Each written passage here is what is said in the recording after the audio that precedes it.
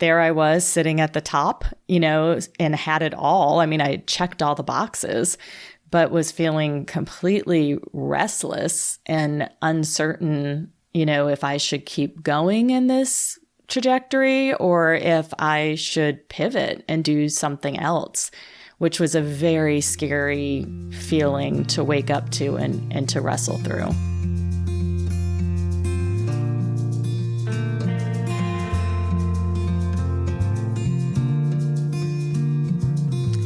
Welcome to Zestful Aging, where I speak with fascinating people from all over the world, from every walk of life, who will inspire you to live with zest.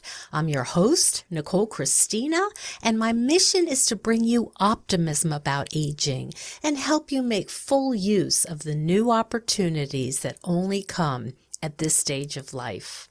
To find out more about the podcast, hop on over to zestfulaging.com. And while you're there, sign up for my weekly email newsletter, The Insider, where you will get fun and quirky tidbits about the show and my exploits, including when I went python hunting in Florida and my participation in the National Senior Games. And if you love the podcast, I'd be grateful if you shared it with your friends. Our music is courtesy of Judy Banker, who was a previous guest on the show. Find out more at judybanker.com. And our technical director is Stephen Litweiler. Well, some of you may have heard of a little show called HGTV. Today's guest was one of the founding members, but after 30 years of experience in corporate America and being on the top of her career, she began to wonder, what if there's more to our lives than job success? So in a huge leap of faith, she quit her executive job and went on a soul-searching journey. Today, Traci Schubert Barrett is an entrepreneur, podcast host, speaker, author, and executive coach who helps others in their search for meaning beyond job success. She has a new book out, What If There's More? Finding Significance Beyond Success. She shares the details of her soul-searching journey that led her to where she is today and helps readers do the same. Welcome to the show, Traci. Thank you. I'm so excited to be here. Thanks for having me. We're going to have fun. I know we will. We talked off mic and we have a lot of good, juicy stuff to talk about today. So when people hear HGTV, my experience is they get a little bit starstruck. And in fact, some of my friends, I told them, we were going to interview today and, their eyes got big. Oh, what's the name? Who's the, some of these hosts have become like family members, I think.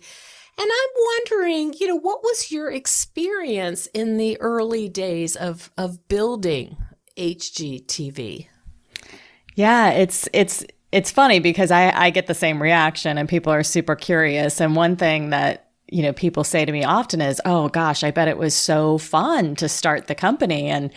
And I have to remind them that we didn't on day one look like we do today. So it was just like getting any startup going. There were just a handful of us, trying to pull it together.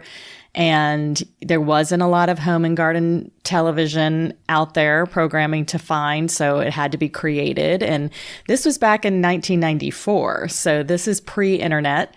And, so you're trying to just find good hosts and then you're trying to get distribution. So you're trying to get on all the cable operators so that people can actually see the network. And so in the beginning, it was a lot of work. And we were all excited. I feel like the team, especially, the CEO founder, Ken Lowe, had such a clear vision. So we all knew what our mission was. We knew what the vision was. We were eager to go after that, excited.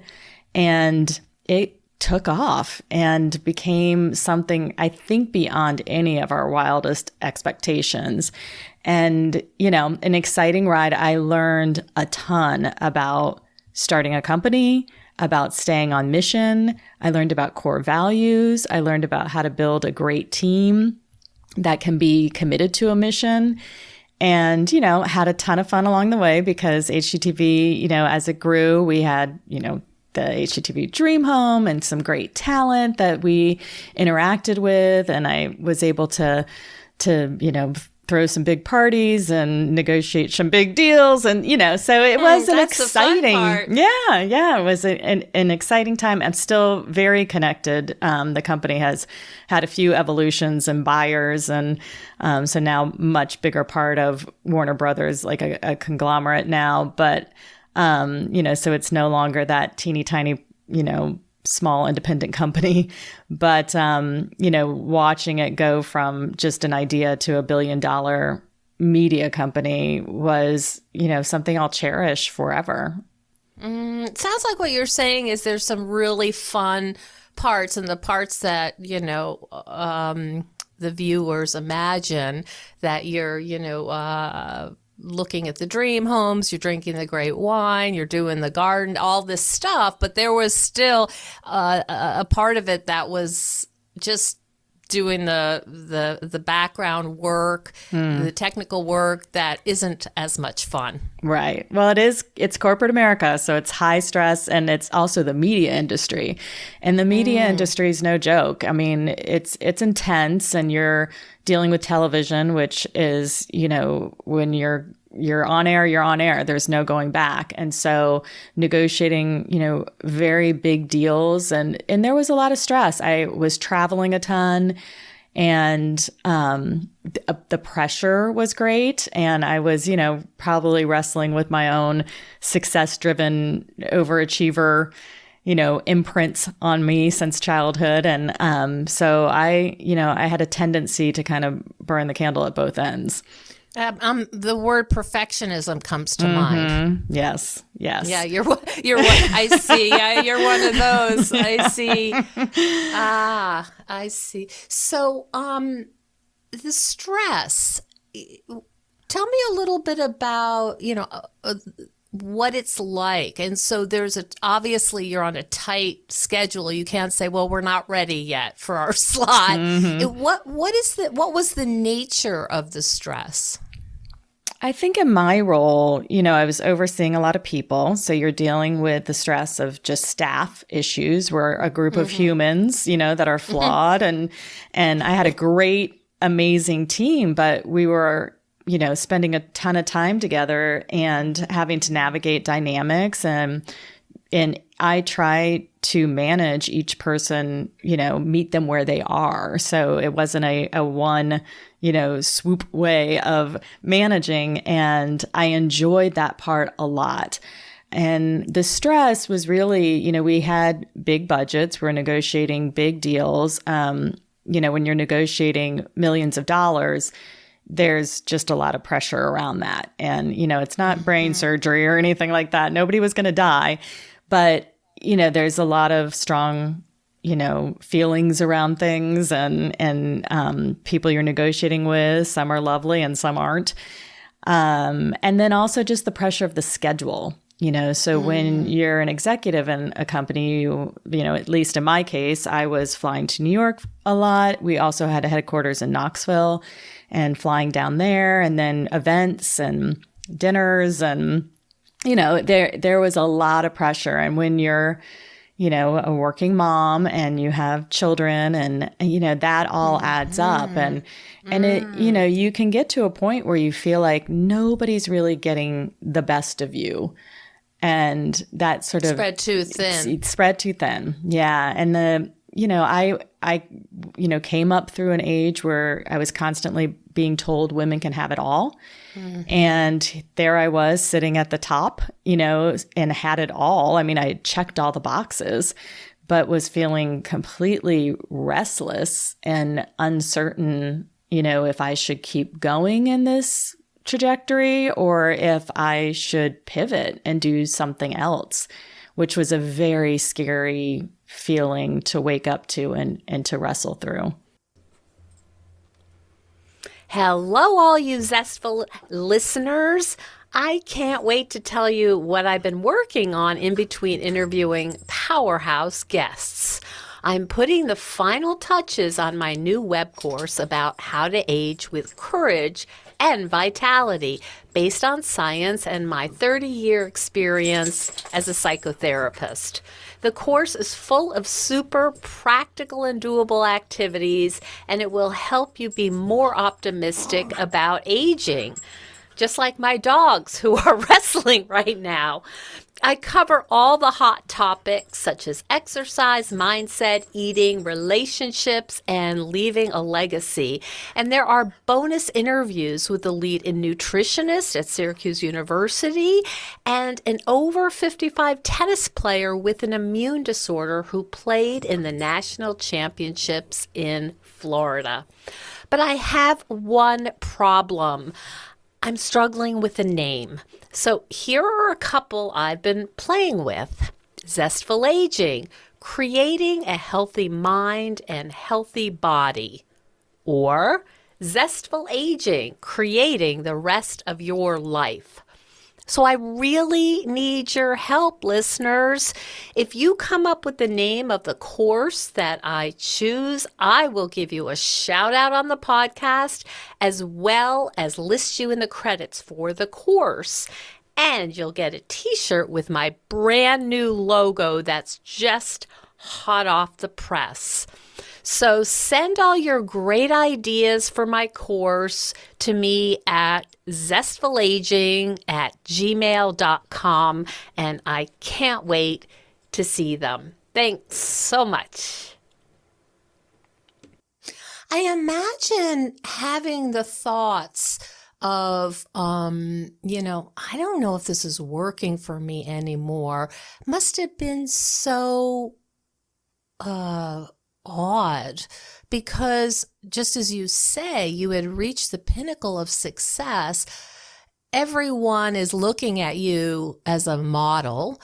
Society is saying you've done it. You've checked all the boxes, and then you're not feeling like you should be feeling. What was that like? We call that, and you may have remembered this from your ego dystonic. Like it just doesn't fit, and it feels uncomfortable because you think it should be different, but it's not. Yes. And that's exactly what it felt like, that why do I feel this way? Coupled with sheer exhaustion, really, of just, saying, I wish I could just take a big long nap. And, that those two things put together, just really kind of led me to this crossroads. And it wasn't an overnight thing. It was a good 2 years of wrestling through that and not really wanting to talk about it with a lot of people. And it's not until years later as an executive coach that I realized that a ton of people are going through the same thing. And so at the time I felt very alone and, but also scared. I kind of had this, like what I call a kind of a holy discontent, where you feel like it's not just, I wasn't disgruntled at all. I loved my bosses. I loved the company. I loved my staff. There was nothing pushing me out. There was just this pull that was coming for like, what could my life be outside of this? And is my identity completely wrapped up in HGTV and completely wrapped up in being an executive? Is there something else? Is there something more? And can I have a bit more agency over my life so that I'm not spread so thin? And that's really what it evolved into. It evolved from this kind of where you sort of have this awakening, but you're not really sure how to articulate it or what exactly is going on. And then it morphed into this, okay, could I take a break and figure this out and redesign a life for myself using my skills up to this point, or, so I can spend more time with my growing children. And so that it was an evolution. It didn't happen overnight, and it took time to wrestle through. And I didn't have a lot of tools to wrestle through it. And that's one of the reasons I wrote the book. I wrote a book that I wish I would have had when I was wrestling through all of this. Oh, yes, I can see that. And you know what occurs to me is how lonely it must have felt. Do you look back and wish you would have connected with some of the other women executives at all, or that just wasn't a possibility? That's a great question. Because even hearing you say lonely, that resonates with me. There was a bit of loneliness to it, because even though there were a lot of women that we would talk about, how we wish we could be with the kids more, or how traveling was really hard, especially if your husband is also stretched thin, or I, is friends with a lot of single moms that, geez, even harder, right? Mm-hmm. And it was interesting because none of us ever really talked about what if we did something different, and I think sort of the pressure of leaving something so great, coupled with, would we like it? Like, could we survive outside? And it was, is the grass really greener? And, all of those questions, and what would happen to our identity? And I think it felt lonely to me, because if I brought it up, it was hard for people to understand, because they would be like, well, you have this glamorous, amazing job. You make a lot of money. You have a fabulous title. You have a great staff. Like, I don't get it. Like, there are so many worse places you could be in your life. Like, and that started to make me feel guilty, and like I wasn't grateful for everything I had. And so, of course, then I had to wrestle through all those emotions. Like, am I being selfish? Am I foolish? Probably feelings that more women wrestle with, because we have a tendency to just go straight to the guilt. And, I felt... Did you ask yourself, like, what's wrong with me that I can't be happy with all of these trappings of success? Yeah. And I also, I was the first kid in my family. I had, 4 kids in our family to go to college. My parents were just, hardworking. They didn't go to college. And so they were super excited to see this dream for me. And I know I had this habit, self-imposed or not, to please through my achievement. And so the idea of leaving that achievement, I thought I would be disappointing a lot of people. And so that was very scary for me, is, okay, what if I just leave and let that all go? And will people be disappointed? Will we even, without the income and all of that, what's that going to look like? Am I putting my kids' own future in jeopardy? It was a lot of weight.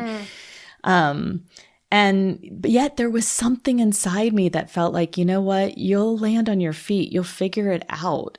You can always circle back, and there was part of me that would see people that, whether they got laid off or the company got bought, or, they just moved to a different job. And I didn't have, like I said before, I didn't have that push. And so this was all going to be me stepping off the cliff all by myself, no push. Making that choice. Yes. So scary. But again, there was something inside me that was like, I think you're going to get to a better place. Like, I think there is more out there, and I think you're going to be okay. And if you're not, you can figure that out too. What do you call that voice? Well, I think it was faith for sure. Just faith that God has me and that my identity is bigger than this job. And I think it's also the gift of having a great husband and a support system that, was like, look, this isn't working for you anymore. And, I want you to be happy, and we'll figure it out. And yeah, I think just the faith that I knew my identity had become way too wrapped up in everything I was doing. And I love talking to clients, and I write about this in the book, of separating our career and the roles in our life from our identity. My identity isn't being an executive. My identity isn't HGTV. My identity isn't being a mom or a wife. Those are very important roles, and they're beautiful things, and they're, ways I can lean into my gifting. But my identity is something separate than that. And I think for me, I had to walk away to figure that out and to ask those questions like, who am I at mid-career, midlife? And I've checked off all the boxes. And at midlife, the only box that's left to check off seems to be retirement. And that's kind of, an elusive thing nowadays, right? So I was like, well, now that I've checked all the boxes, does this mean I create my own boxes moving forward from here? There's no roadmap. There's no roadmap at all. And I think for a lot of people, this is why midlife crisis hits, right? Because they're like, oh, there's no roadmap. Everybody keeps telling me it's downhill from here. I miss the good old days. And the best years of my life are behind me because I'll never be 20 again. And so it starts this, you are at a crossroads. Either you're going to go down the crossroad, one road that is pretty depressing, or you're going to say no and pivot and say, these can be the best years of my life. And that's the road I wanted to figure out and design for myself. A lot of things going on because you're talking about ageism. The best years are behind you. It's all decline and decay from here.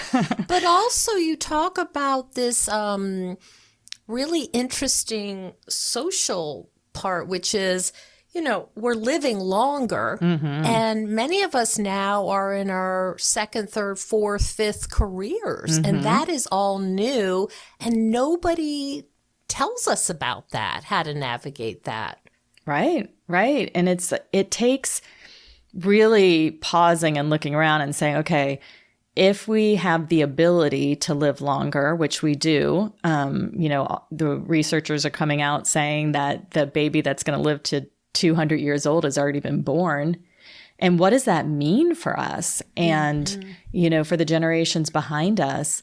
And I think we're at this pivotal moment in history where we're not working till we're 62, getting the gold watch and retiring and then dying at 70, If we can change our mindset and see that we have a long road ahead of us and embrace that, then we feel like we have time to do something else. We have time to learn something else. We have time to get a different degree, start a different company, volunteer in a different way. We don't feel like, well, I guess we don't have a lot of time, so I'll just start to wind down now. And research shows that people do that. If they believe they're going to die at 75, they start disconnecting from society 10 years earlier.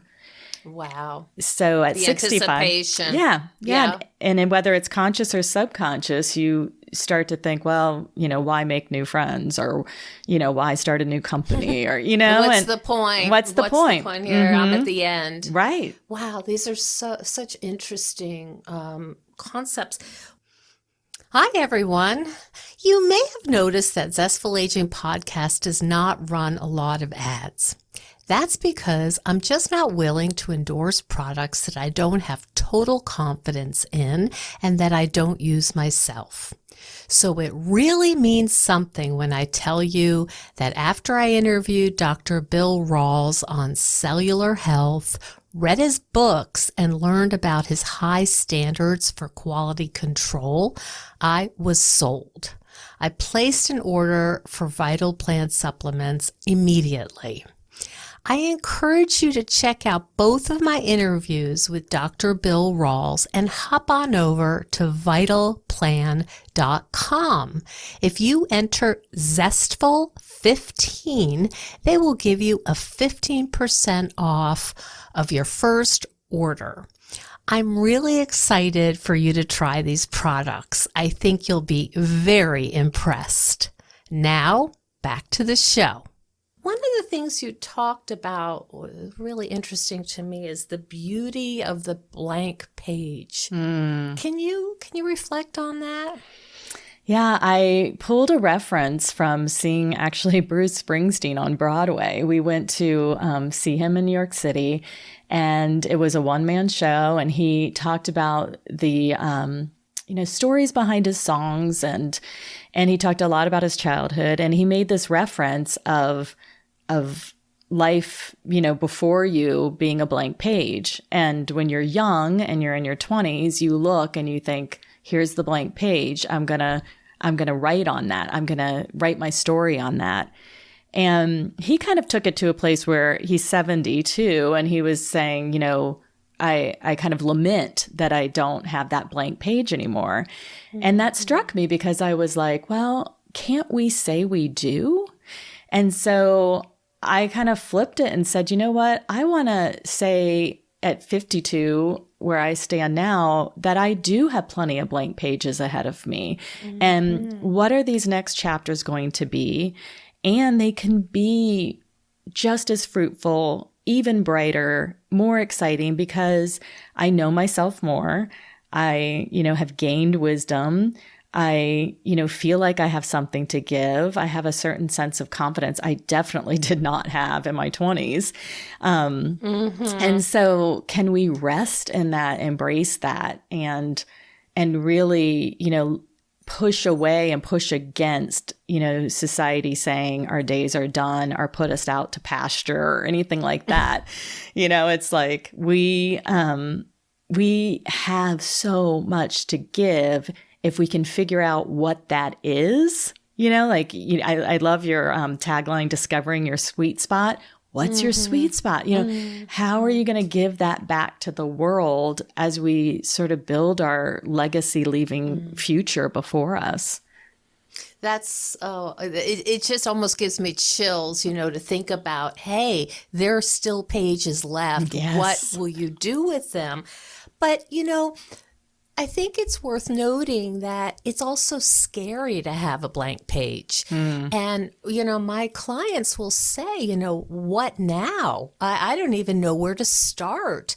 And sometimes we have to go back to, what did you do as a kid? Were you crafty? Were you athletic? Were you sketching? Were you, building stuff out of cardboard? Because I think many of us have lost our way. Our careers have kind of, as you say, become your identity. And then maybe you forget all the other parts. But it can be very scary. And you talk about the need to be innovative and flexible, because it doesn't, it's not like you wake up one day and say, hey, I have a bunch of blank pages. Let me start filling them in.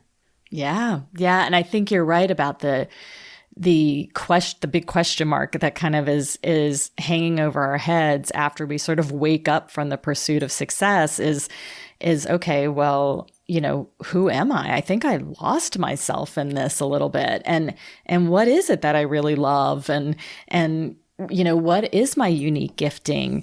And so for me, it was very important to put those tools in the book, because that's, what I hear my clients say to me as well is, I know I'm restless. I know I want for more. I know I want to redesign my life at this mid-career, mid-life crossroads, but I don't know how to do it.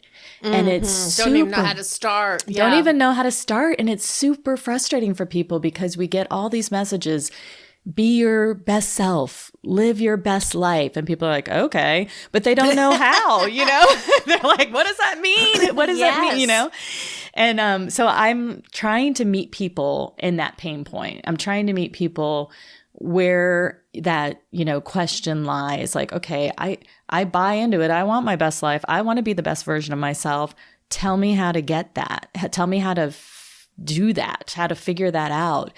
And so you're right. You got to start back at the beginning. You have to go to your past and through your past and really analyze not just what you we're always drawn to, and where your natural gifting lies, but also what was created in your childhood that's holding you back. What are those limiting beliefs? What are those labels? What are those kind of generational influences that have been passed down that we're harboring that's holding us back? And if you can process through those things, embrace the good, wrestle through the negative, then you can start looking towards the future. Then you can start really answering those questions about who you are, what you're passionate about, and what kind of future you want. But I feel like too many people, and I'm sure you see this all the time in your work, is too many people start with, okay, let me figure out tomorrow, and they don't go backwards. It occurs to me, Traci, that taking someone through this process must be incredibly satisfying. It really is. It is just the highlight for me. And I just so enjoy seeing people's faces light up when they make a connection, when they see something that they haven't seen before. And so many people who come to me and go through this life mapping process, they're giving themselves this gift of taking a pause out of their life for 2 days and going through all the exercises and asking themselves the tough questions. And I love hearing people's stories. I mean, there has never been the same story twice. And I just am so fascinated by people. I'm so fascinated by where they've come from, what they've been through, what their views are on things. And to hear that and then lean in and really help them answer these tough questions is very rewarding. I mean, it's exhausting because I'm like, for 16 hours, like completely zoned in, but it's so worth it. It's so worth it. And every client I've had has said, this has been life-changing. This is exactly what I've needed. And it's a beautiful process to go through if people will just allow themselves the gift. And I think for women, that's what I've seen the hardest thing for them to do is to invest in themselves and say, all right, I'm going to do this. It seems to have been much easier for my male clients. They're like, oh yeah, okay, I'll be there next week. Yeah. So I want to encourage women to value themselves and to know that they deserve this just as much as anybody, to answer these questions, to figure this out, to give themselves the gift of a long and meaningful life ahead. But for some reason, for us women, it just tends to be a harder thing to invest in. Right. It also seems like working with someone for 2 days, it would be a very intimate process. I mean, this is not an academic problem-solving kind of discussion. Yeah, it's intimate. It's you have to be ready to, like what I say, kind of drop that waterline and go, deep, because I don't force anybody to. You can go as deep as you want or not as deep as you want, but you're going to get more if you just let the defenses down and let's figure it out. And I feel like I create a safe space and a confidential space for people to do that. And I think, when people become comfortable, they really are able to lean into the process and discover things about themselves. I mean, at this age, most of us will say, well, I know myself, but they're not able to really articulate, the thing, like what their talents are, what their passions are, what their core values are. Can you articulate what your unique purpose is? And the words are elusive and hard. And so my job is to help connect the dots and help you create that, and it all lies within us. It's just, it needs to be kind of pulled and massaged out, so gently, to get there. And I think people have more confidence when they leave because they have their words now. They can speak who they are. And that's a new and exciting thing. So for our listeners out there who are saying, oh boy, this is starting to sound familiar, what would you recommend for them as the first baby step on this journey of self-discovery in middle age? Well, I think it's like the first step in anything is realizing it's happening, and to sit down and be still. I think it's so hard for us to be still. We have so much coming at us, and that's why we lose sight of ourselves. So I'd say the first step is take a pause, get still with yourself, trust yourself that the voices you're hearing, the restlessness you're hearing. And for my clients, not everybody is making a career shift after they go through this process. Some are falling back in love with the company they started, or some are falling back in love with the job that they have, or realizing, what they've been doing is exactly where they should be, but they've just become disconnected. And then for others, they're realizing, it's time to finally take that leap of faith, and it's time to make that change.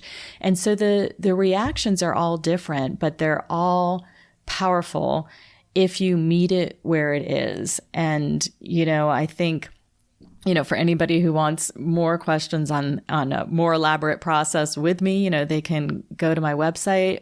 But reading my book, I feel like I wanted to write a book that would give people the tools and would give them enough to start this process for themselves. I'm only one person, right? I can't reach every human, but I just felt like my book could be a gift to just help people process through this, as many people as possible. Take it, use it, and let that be your springboard to really going deep in 2023. I feel like that would make me so happy if it just touched one person, if just one person was like, yay, this helped me answer my questions and I feel like I'm in a better place, then it will have all been for the good and I will be satisfied, Well, it is so transformative. I mean, I can just imagine how this is life-changing. And you sound very passionate and excited about it, and that's a great place to be. Traci, where can people find out more about you and your work and the book? You can find everything out on TraciSchubertBarrett.com. You can also follow me on Instagram at Traci S. Barrett. And the book is out on January 24th. The book will be out, and you can buy it everywhere you buy books. So okay, and I highly recommend it. You have this beautiful mix of sort of the emotional piece, but also here's some steps. And I think that's really helpful. It's one thing to understand why, but it's another thing to say, now what do I do? Yes. Thank you. So wonderful. Thank you so much for being with us today. Thank you. It's been a pleasure and an honor. Thank you. Thank you so much for joining us on Zestful Aging. If you like the podcast, please share it with some of your friends. If you think decluttering could help you feel better and you could use a little assistance with that, check out the online course I've developed with professional organizer and designer Carrie Luderin. It's called Too Much Stuff. And Too Much Stuff is different from other courses or articles or guidance you may have used up. We give you clear steps to deal with the clutter and the tools to help you face the overwhelming feelings and the emotions that come up when we're going through our clutter. And a lot of those emotions are just feeling anxious or guilty or just basically flooded with a lot of different confusing feelings. The course is really practical. It's realistic.